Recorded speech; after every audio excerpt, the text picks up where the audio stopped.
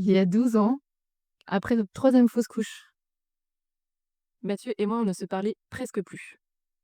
On dormait dans le même lit, mais on était presque devenus des étrangers. Je suis Céline, lui c'est Mathieu, et on est mariés ensemble depuis 15 ans et notre couple a failli complètement exploser à cause de ce qu'on a vécu. On va vous raconter maintenant un peu l'histoire de ces 3 fausses couches, heu, pour vous en témoigner et pour vous dire que tout n'est pas perdu. Alors pour, commencer, enfin, tu te souviens un petit peu de l'historique, par où ça quand est-ce que ça a commencé? C'est Bah, on s'est mariés au mois de mai 2010 et la première grossesse, elle s'est quand même fait pas mal attendre. mmh, Ça a été une attente assez difficile. De mois en mois, c'était pas évident et puis tu es tombée enceinte jusqu'à ce jour de mois d'octobre. ouais, octobre 2011 et on est en famille chez toi, enfin, chez tes parents. Et les premiers saignements arrivent et ta mère comprend rapidement et on venait justement de l'annoncer à tout le monde, d'abord à mes parents, puis ensuite aux tiens et du coup, on doit faire le chemin inverse et à annoncer à tout le monde, que cette, grossesse est perdue. Tu te souviens un petit peu comment ça s'est passé? Enfin, qu'est-ce que tu as ressenti toi à ce moment-là? Moi, à ce moment-là, je me disais: «Voilà, c'est quand même un petit deuil parce que, ce petit bébé, on l'attendait». On allait dans quelques mois être 3. Et au final, bah, non, c'était pas ça qui allait se passer. On allait encore de nouveau être 2 et ce petit bébé, on l'aimait déjà. On l'attendait, on s'imaginait, déjà avec lui, voilà, on avait c'était un projet de famille et en fait, bah, c'est pas du tout comme ça que ça s'est passé.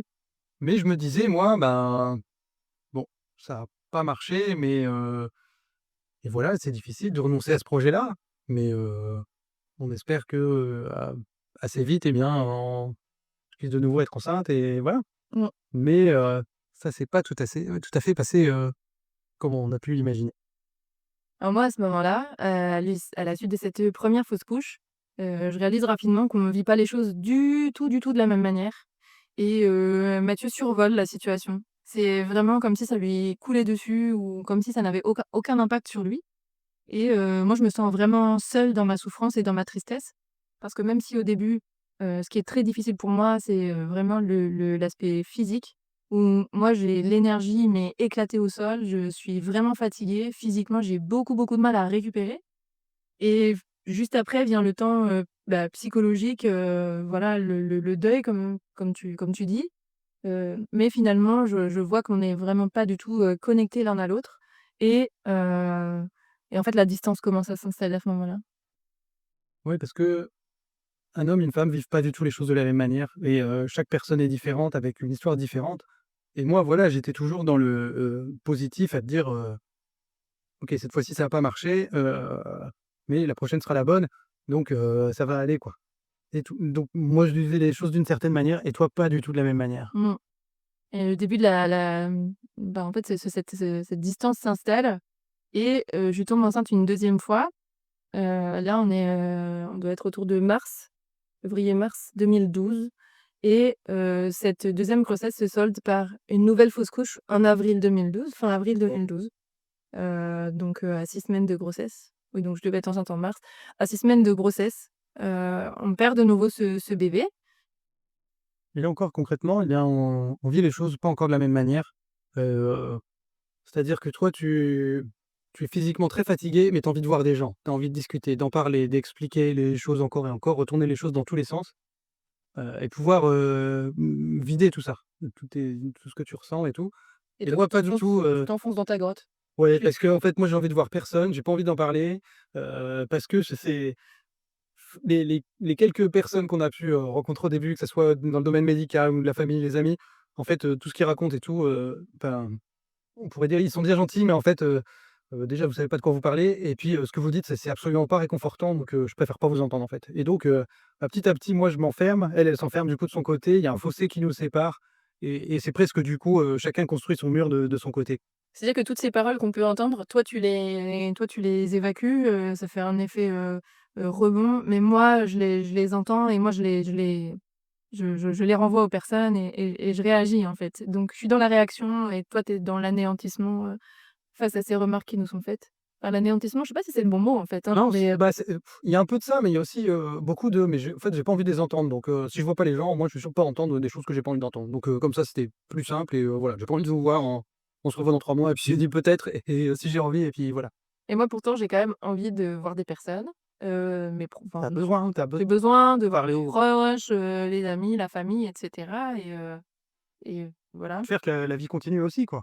C'est ça, donc bah, la vie continue en l'occurrence, le travail et cetera et finalement, cette distance qui est en train de se créer entre nous, ben, elle continue parce que, ben, peut arriver aussi parfois certaines paroles de trop, certaines paroles, déstabilisantes.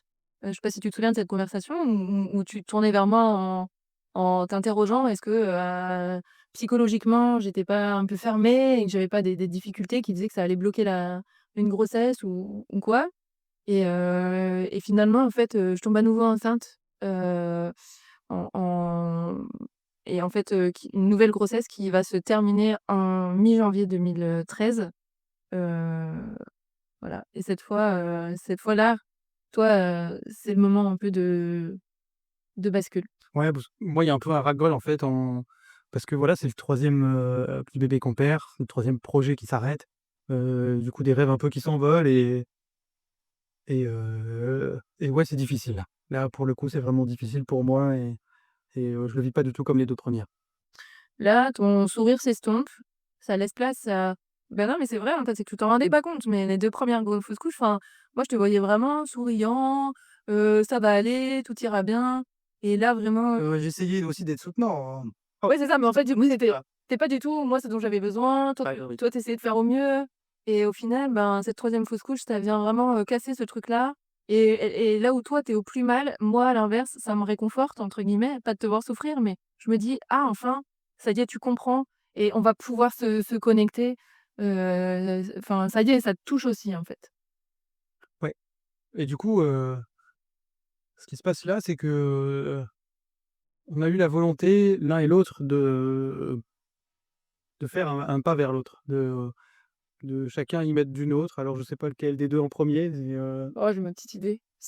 C'était sûrement pas moi, mais donc oui, je pense aussi, mais heu, mais voilà et en faisant ce premier pas l'un vers l'autre, c'était aussi de dire, nous notre amour, on veut qu'il dure, on veut faire ce chemin-là ensemble et on s'est perdu pendant quelques temps, quelques années même du coup au final, mais on veut se retrouver et on veut affronter, ce problème-là ensemble.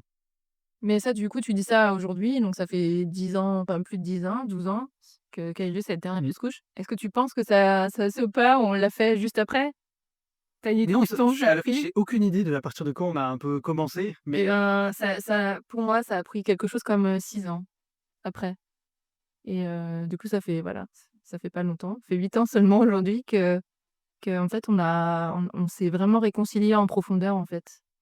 oui, les choses prennent du temps et on dit que le temps, guérit les choses et ça, c'est absolument faux, mais c'est en y travaillant, en étant à 2, en discutant, en faisant ce chemin ensemble et en faisant ce pas l'un vers l'autre, un peu continuellement, en fait, en se disant: «Ben, non, on est ensemble et quand, on se blesse par une parole ou une autre, c'est pas pour, blesser l'autre, mais c'est qu'il y a une incompréhension, qu'il y a une souffrance, de l'un vers l'autre, et mmh et et En fait, je pense et que pour rebondir sur ce que tu dis, bah, voilà, l'amour qu'on a l'un pour l'autre, c'est ça qui a sauvé, la situation.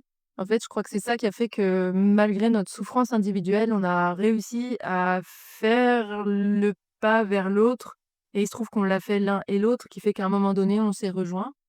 Heu, oui, on avait cette volonté-là que ça dure et qu'on vieillisse ensemble et donc pour que ça se fasse, on voyait bien qu'on s'éloignait, donc il y a un moment, il fallait bien qu'on trouve une manière de se rapprocher, et du coup, voilà, il y a eu, pas mal de discussions un peu en profondeur, des discussions un peu, heu, pas forcément évidentes, pas forcément des discussions qu'on a envie de vivre confortable. ouais, confortables et qu'on a envie de vivre tous les jours, mais absolument nécessaires, quoi, par contre. En fait, je crois que ce qui nous a enfin, finalement, ce qu'on est en train de dire, c'est qu'on a pris conscience que les fausses couches qu'on avait vécues, ces deuils, donc en l'occurrence, nous, c'est des deuils de bébés, mais nous ont, heu, allaient nous conduire vers, la séparation si on ne faisait rien et que la distance qui était en train de s'installer était de plus en plus grande et le risque, était grand que ça devienne de plus en plus irréversible et aujourd'hui on a constaté, on a vécu que c'est pas irréversible et qu'un retour,